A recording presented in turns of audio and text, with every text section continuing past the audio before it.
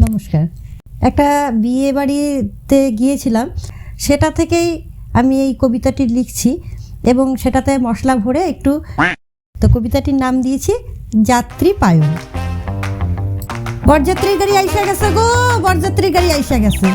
উলু দাও গো, কই গো গিন্নি? আইতাছি গো, আইতাছি। জল মিষ্টি নিছো ঠাকুরজি?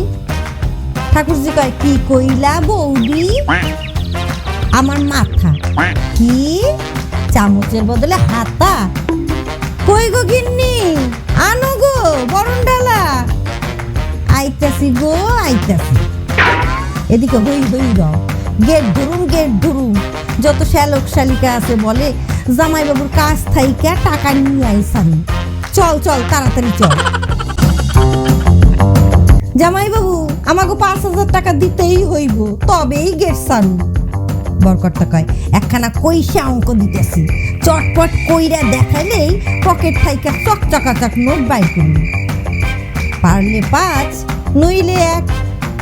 কয়জনে কয়, ওরে বাবা। কয়জনে কয়, না এখনো সব চলবে না।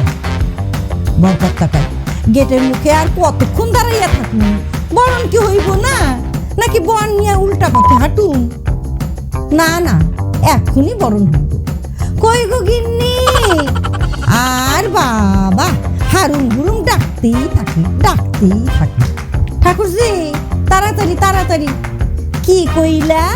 আমি আড়িপাতি? না আমি আড়িপাতি। ও আচ্ছা, চলো তাড়াতাড়ি।